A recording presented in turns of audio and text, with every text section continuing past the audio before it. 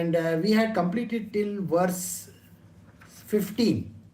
Now in this, there was the discourse was given by Narada, and he says to Vyasdev that you are feeling distraught because your job is not just writing or segregating literature the way it is supposed to be, all your ancient stories and your Vedas and the Puranas and all that. No, you're not. Your job is not that. Your job is to ensure that this world, which is the Kali Yuga, just now we are going through a Kali Yuga. Kali Yuga is supposed to follow a very beautiful system, and that is called the system of devotion, love and devotion to God. Love and devotion is the only path which is open today so that person can reach the divine consciousness. All other paths are very, very tough. So he is giving an understanding why devotion is so important. So today we are going to do about devotion in its deeper sense. And it is important to understand what is this devotion all about. See, people keep on saying devotion, devotion, devotion. I go to temple, I go to church, I go to this, I go to that, I pray, I pray, I pray. But that is not called devotion.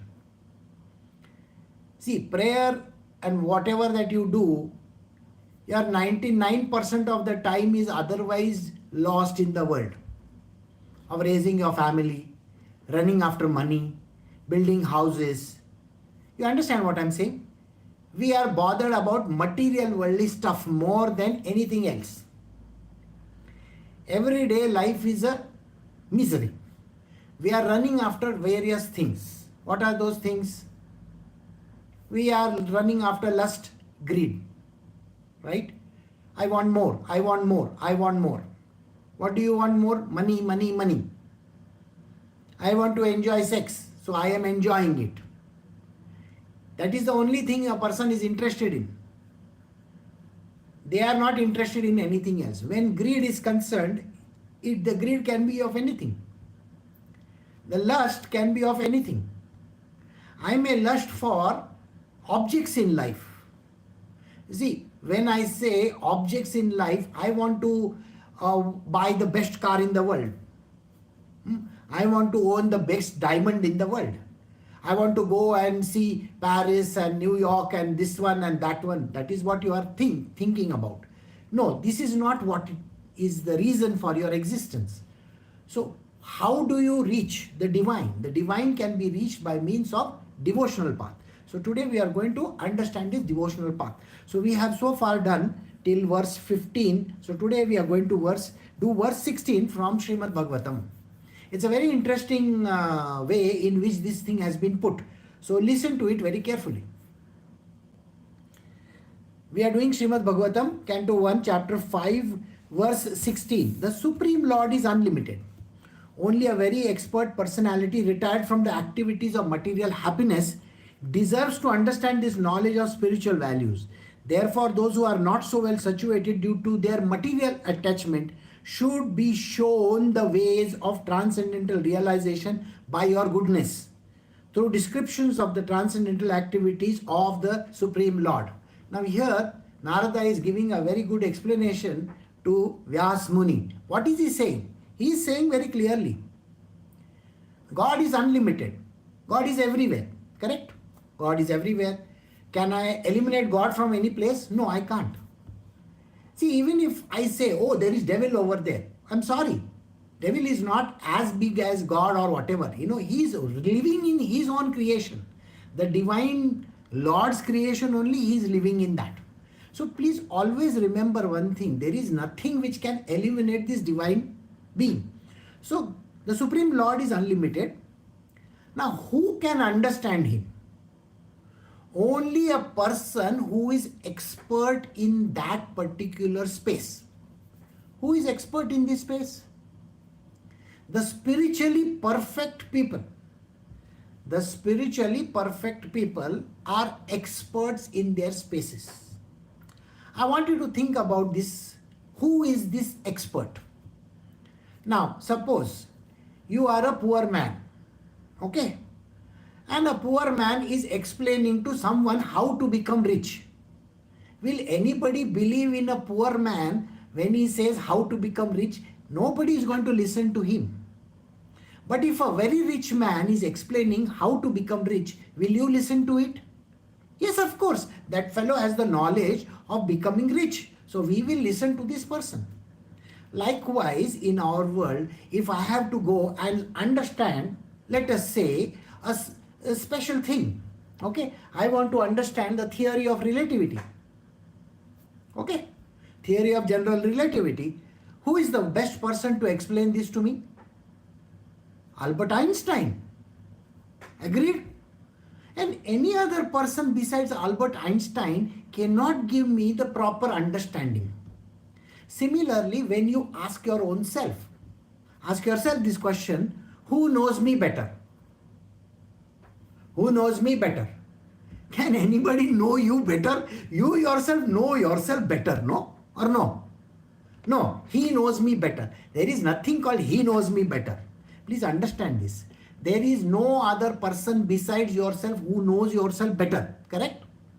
So in the same way, who knows God better? God knows himself better, isn't it? And God has put himself in this world. How has he put himself in this world? He has put himself as Vedvyas. Agreed? Remember, his name is Krishna Dvaipayana Vedvyas. That is his name. Is Shri Krishna himself. So if you ask Shri Krishna, who are you? Will Shri Krishna will be better qualified to answer, or somebody else will be? So if there are great people in this world who are trying to dissect God and say, I know Krishna, I know Shiva, I know this, do they really know? No. Are they authorized? No. Are they given any understanding? No. These are the same people who have no actual knowledge. It is God himself who appears as the divine consciousness in the form of a divine being. That time he explains the whole thing to you. Got it? See, nobody in this world is allowed to give explanations about God. Think about what I am saying. Can somebody who is putting up one video by looking into some story somewhere in Wikipedia or ChatGPT, who is that? Huh?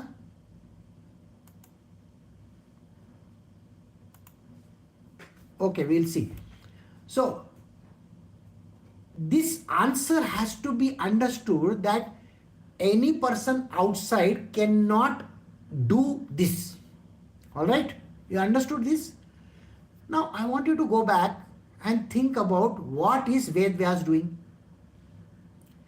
Vedvyas is talking about the divine consciousness through his scripture called the Vedas. Correct? He is speaking about it.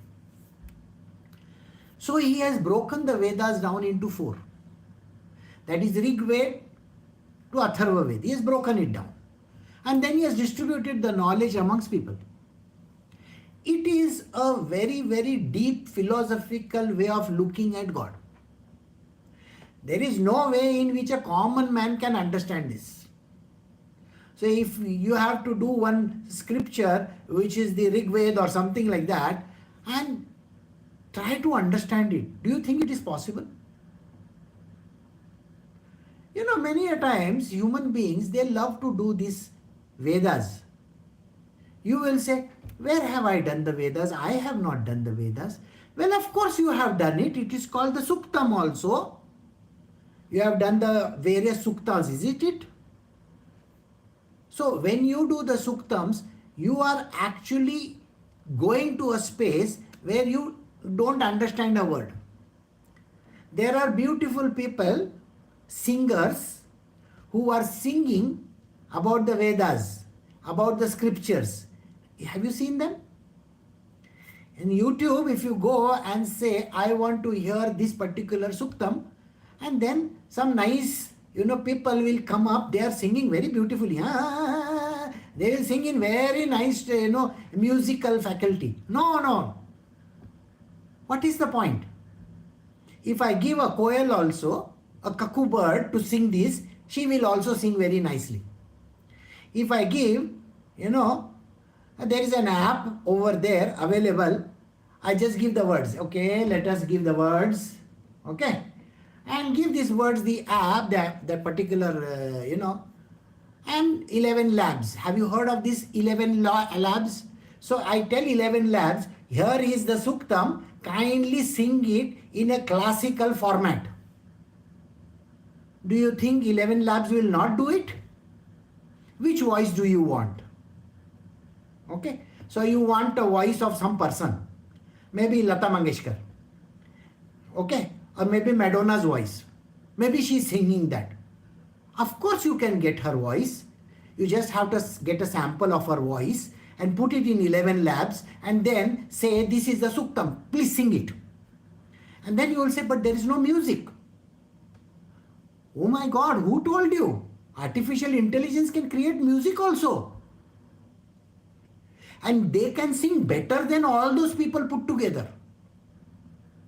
The greatest of the singer also, their voices can be emulated, can be copied, and can be put up in such a manner that you won't even know that that person is not singing. And now you are thinking that, okay, I have this voice, I have this thing, can I make a video out of it? Of course you can make a video out of it.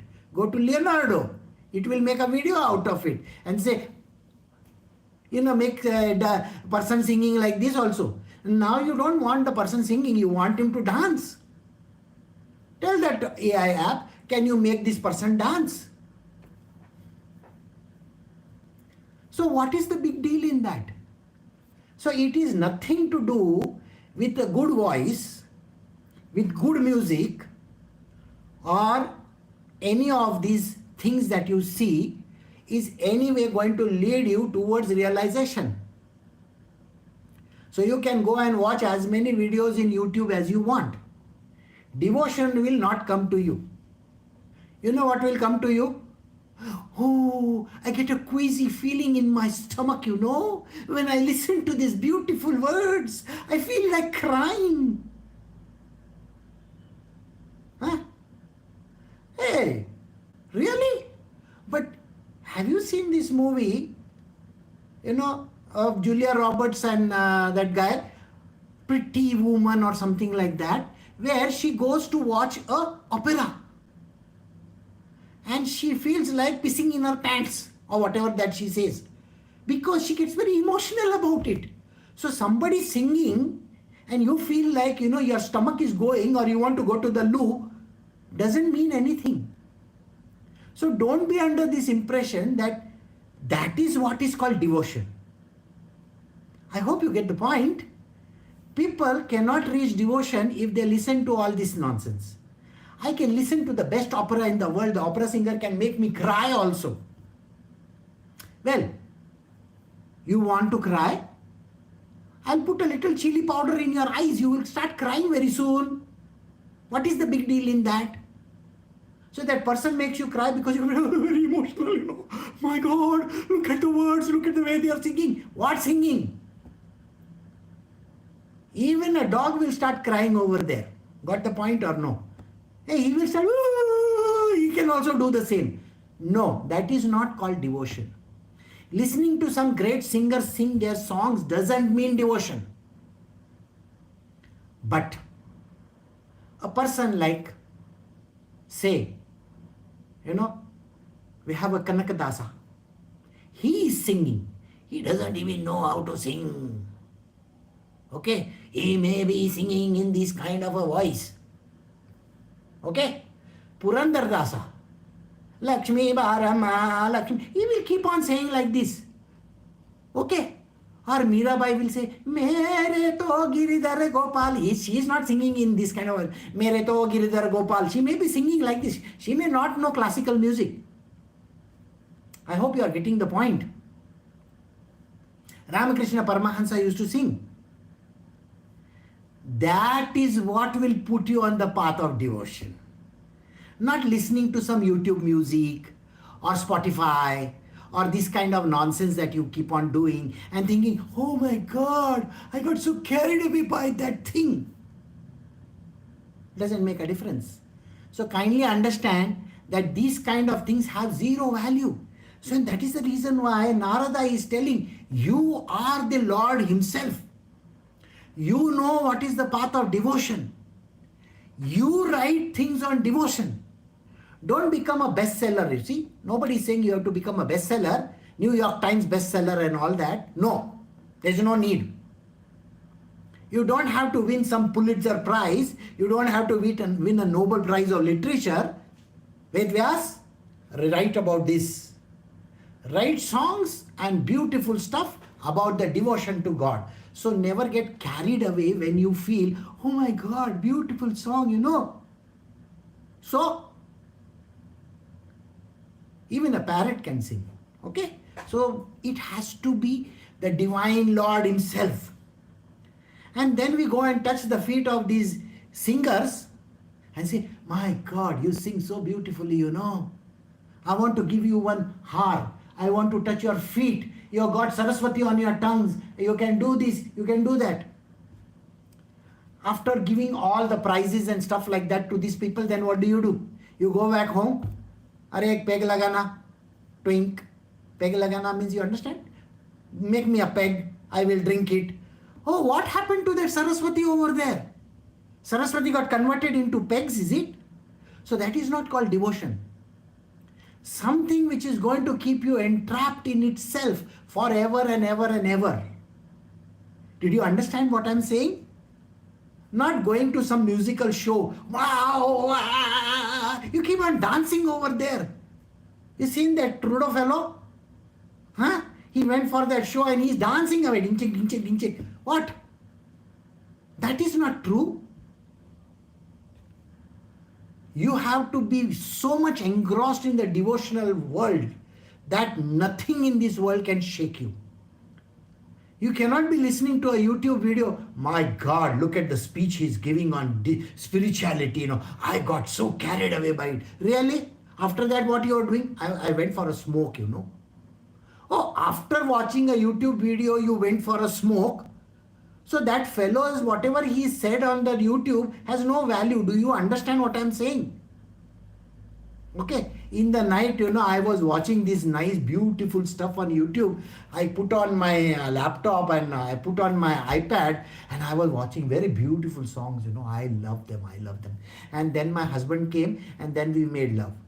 Finished. So all your thing went out of the window. Why? Because you converted it into lust.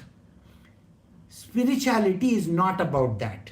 So he says, you have retired from material activity. Please understand, any person in this world who is not retired from material activity. What is material activity? Eating, drinking, gathering money, having sex, doing this, doing that, living with wife, husband, this, that, children, God knows, all kinds of things. You are not into spiritual. No. You are in the material world. So material world. So if you are really want to be the great spiritual person, you have to give up on all these things. First and foremost. That is what he is saying. You are given up the activities in the material world.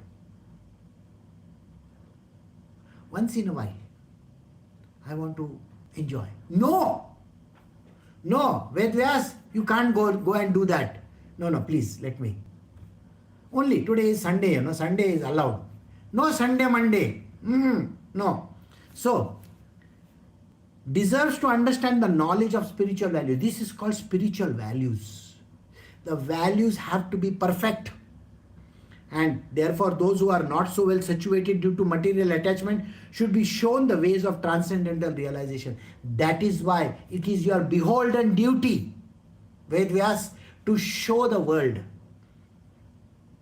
why it is important to follow the path of spiritual discipline and devotion. Go tell the world about it. Show the world what is devotion. It is your duty. You see, the duty is very important. It is called Swadharma. You see, you should not go and stay with a Guruji completely, permanently, because if you are not going to follow your Swadharma, then why are you there? You are there to eat food? Oh, no. If you have to be with Guru, then you have to follow the dictates of spiritual perfection. And you have a duty towards this world. What is the duty? The duty is to teach the world. See what he says. You have to understand this knowledge of spiritual values. Therefore, and give it to the world. And give it to the world. Okay? Therefore, should be shown the ways of transcendental realization by your goodness through description of transcendental activities of the Lord. So you have to describe to the world. What is description? Stories, bhajans, kirtans, those kind of things.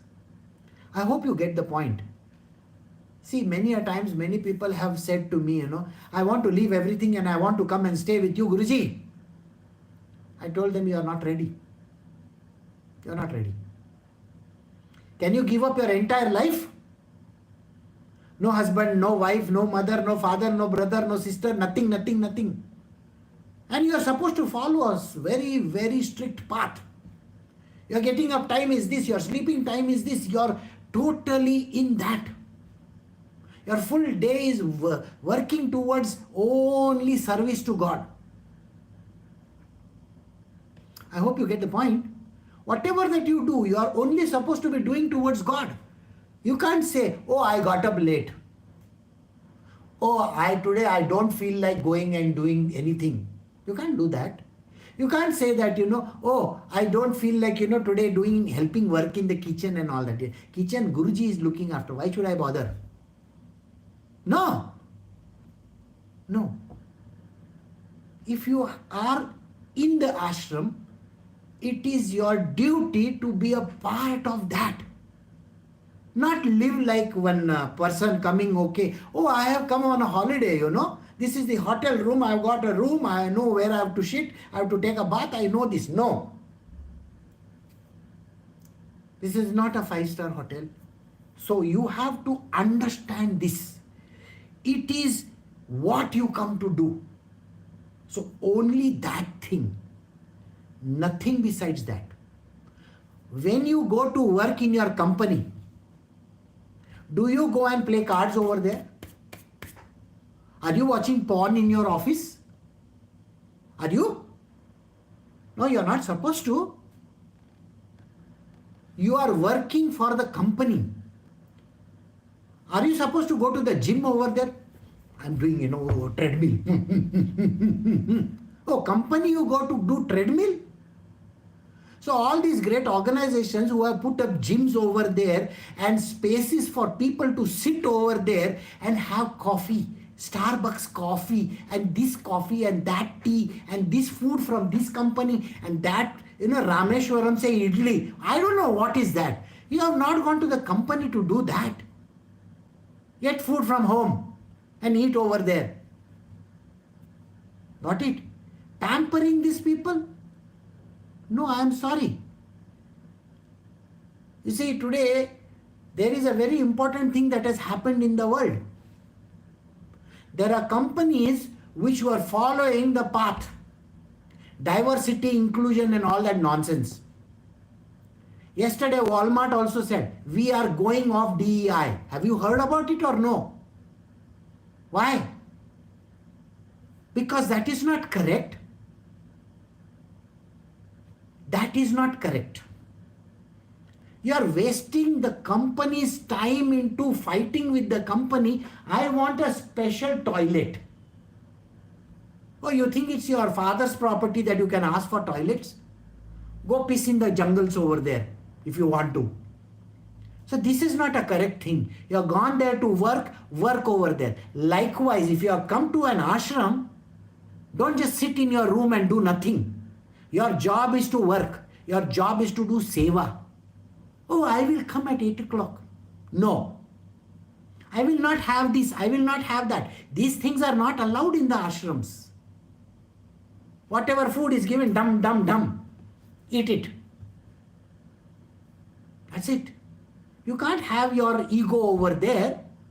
And that is the reason why spirituality is a very difficult subject for people, because they live like pigs in their own world.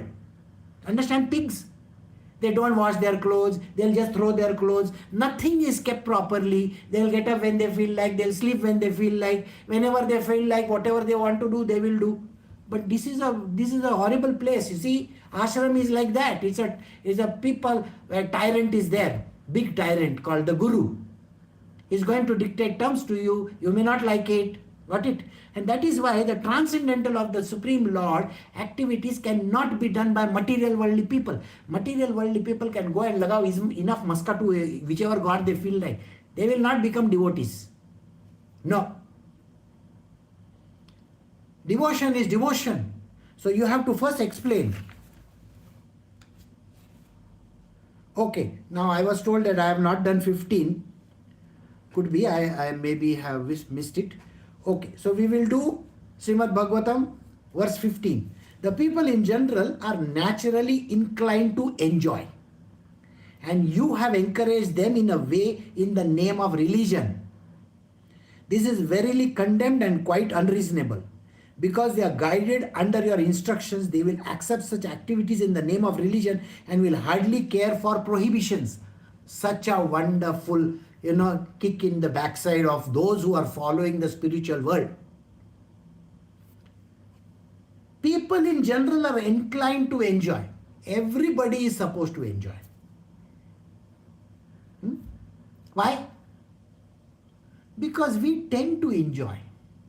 I want food like this only. I want to eat from this plate only. I want to do this only. I have to do that only. People have taken this for granted.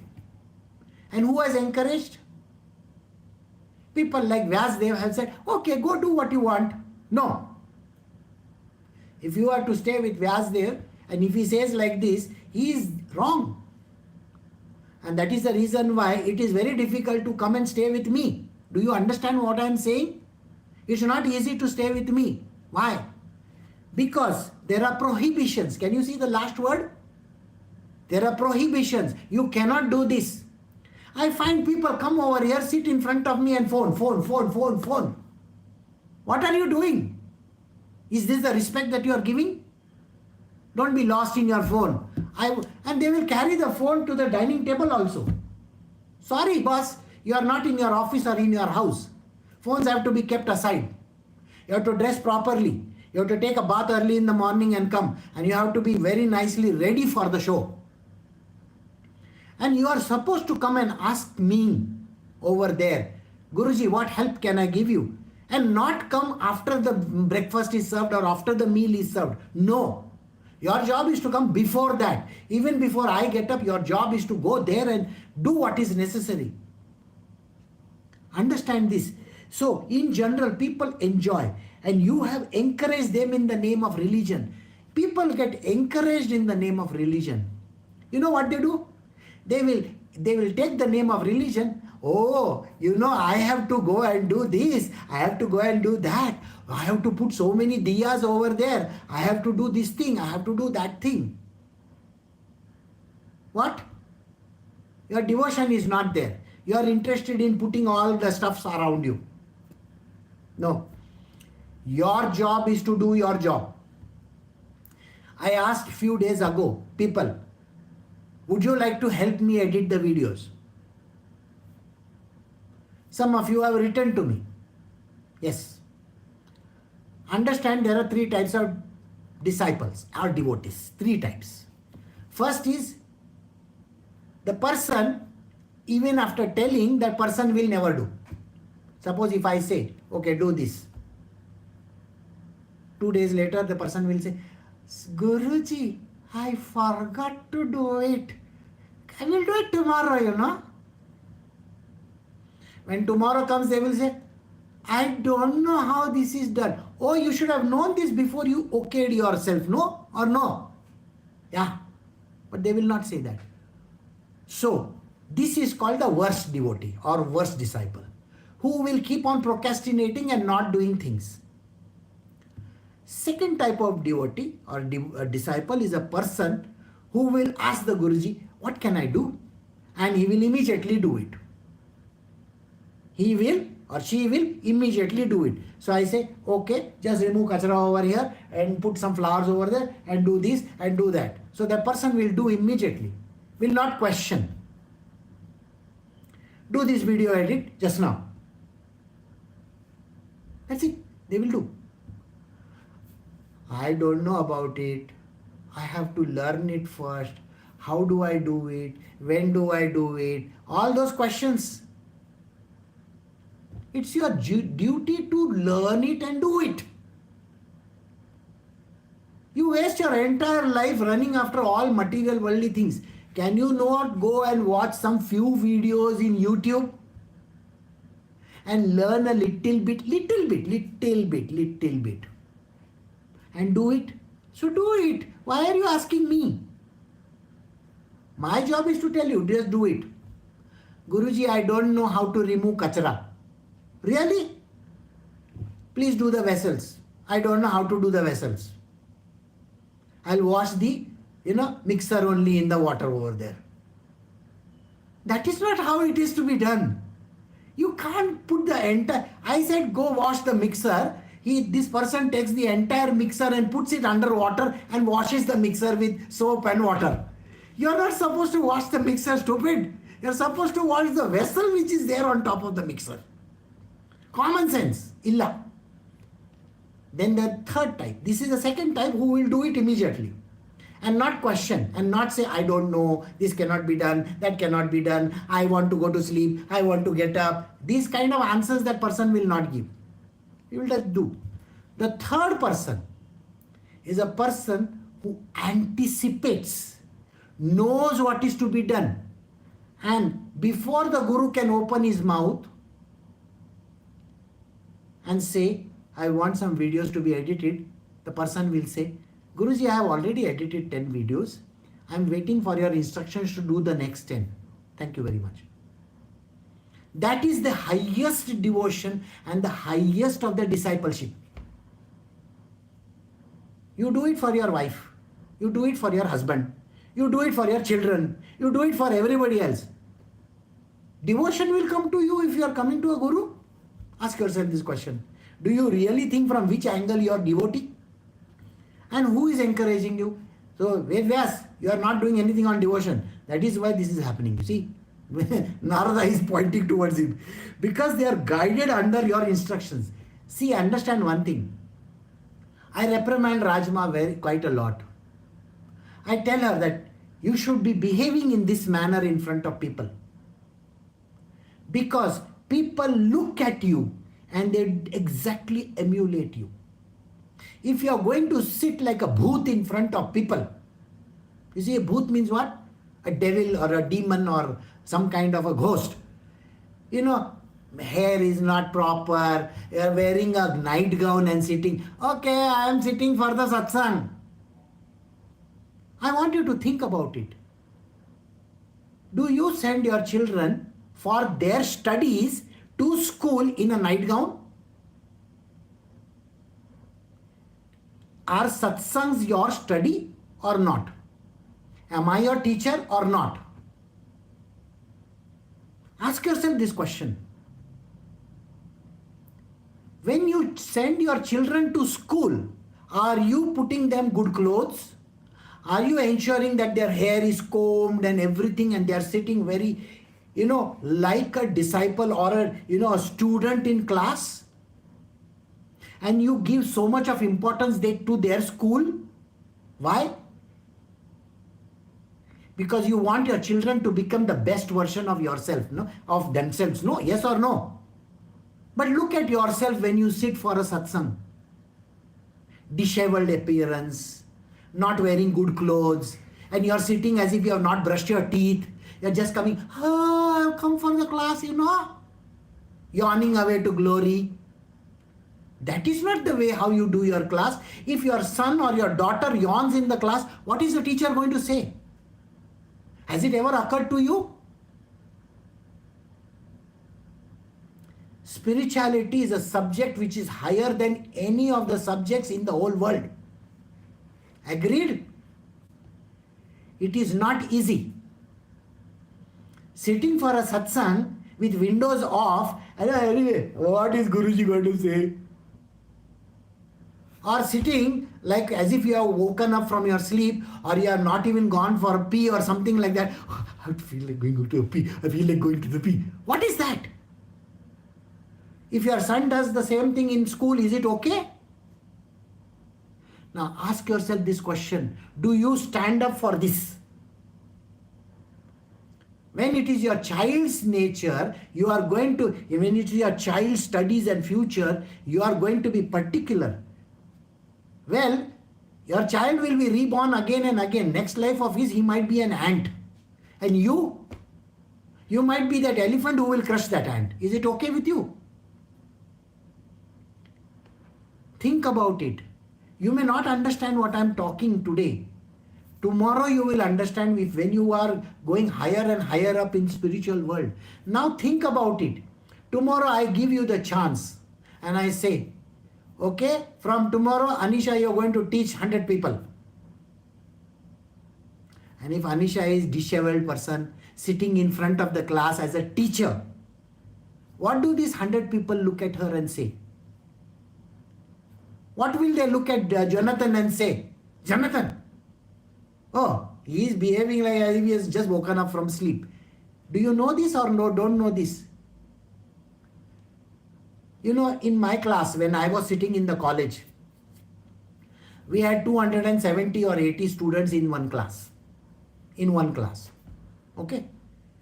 And my teacher, my mathematics teacher, she would dress every day in a beautiful sari. Every day. And she will come, by the way, I went to an old-fashioned type of a college, and all these rowdy students, like, they are always going to pinpoint about her. They will look at her and make derogatory remarks and all that. So they will always make. They always look at that person as an object of sex, They don't look at her as a teacher. And someday she will come in a very disheveled appearance, She will not be dressed properly. Her clothes will be in disarray. Immediately the students will look at her and, aaj uska aisa ho gaya. Today this has happened. Maybe her husband did this to her or that to her. You understand how they talk? You as a student, have you not done that in your life? You as a student has also done the same thing. And if you are a teacher, think about it. And if you are a teacher and if you are doing a wishy-washy time, that kind of a job, what is the world going to say? And that is what he is saying. Because they are guided under your instructions, they will accept such activities in the name of religion and will hardly care for prohibitions. These people who will listen to you tomorrow, today you may say, no, I am just an ordinary person. No, tomorrow I don't have to do any of those things. Oh, really? This is what somebody told me. I don't want to do anything, I just want to go away to the Himalayas and I want to stay over there. I just want to run away. Why do I have to teach all these people? You have been a student in your class or no? How many nasty people are there in the class? You went to school and college. Was everybody good or what? They come from all stratas. They come from all kinds of bad kind of leanings also. Their family life is bad. Everything is bad. Can the teacher make a distinction? Now, next. It is your duty to do that. Who has given you this duty? God-given duty. And you are saying you want to run away from it? I hope you are getting the point. Today you are dressed like a bhikari from the roadside. You understand, a bhikari? Carrying a pot with you and behaving as if it is not something that I have to do. But for your children, you will make them sit nicely even if it is in front of the computer or no. Yes or no? You see, we did a pandemic problem then nowadays, 2-3 years ago. What happened? Did you dress up your children nicely? Yes. And you think this is a class where you can sit whichever way you feel like? No. Give the respect. This is called discipline. There are prohibitions in this world. And I have told everybody, if you are not going to be attentive, you don't want to be in this class, I have not invited you. You can get out from this place. If I have to teach even one person, it's okay. If I don't have to teach any person also, it's okay. I have to do my duty, but that is how it has to be. So, if I have to behave in a very nasty manner means I will come, okay, let us do this lesson, okay, today we are going to do this. The people in general are inclined to enjoy and you have encouraged them in a way. Would you like a teacher like that? I mean, I'm asking you this question. Do you think you want a teacher like that who is just going to come, write on the board and go away? Is that what you want? No. You need a teacher who is going to be very strong, who is going to give you a kick in your ass and make you do the work, isn't it? Because even in that whole class, there will be one person who is going to be super genius and there is going to be super duffers also. Which category you want to be? And imagine, tomorrow you are given the duty by the God himself. Go teach people. What am I going to teach them? I don't know. I myself don't know. I don't understand. This cannot be done. That cannot be done. What are you doing? No. Go teach them. And first, be the best version of yourself. Go in time. Have you seen every satsang of mine? I am there or no? I start the satsang and I end the satsang at the right time. You can't find me coming late. Why? Unless and until there is some problem in the internet or something, that is the only time I may be late. But otherwise I will not be late. I have to be in time. I have to show you the essence of timing. People will join 7:30, 7:35, 7:40, 7:45 and they will keep their windows closed. Oh, I was outside, Do your children attend class like this? Ask yourself this question. Do your children go outside, sit in the garden and have a class which is going on? Do they sit in the classroom or no? Do they sit attentively or no? Have you sat attentively in your class or no? As a child and as you are growing up. Then why today are you behaving like this? What is the reason for your behavior? Do you think these lessons are bad? Then you should not have joined this university, no? Or no? So he says, there are certain things which you have to follow and that which you have to give to the world. So Vedvyas, please give those things in the manner they should be given. Don't be such a sissy. Don't say, I don't know what to do. I have never done this before. This cannot be done. All these things are not correct. It's your duty to God. You may be Vedvyas yourself, but it is your duty to write the best, scripture in the world. And that is called Srimad Bhagavatam. And please do it properly. And put everything in the right perspective because you are going to give lessons to the world. And that was there in verse 16. So we have gone 16 to 15. Okay? Does not matter. Next time we will start from 17 onwards. So we will stop over here. Recording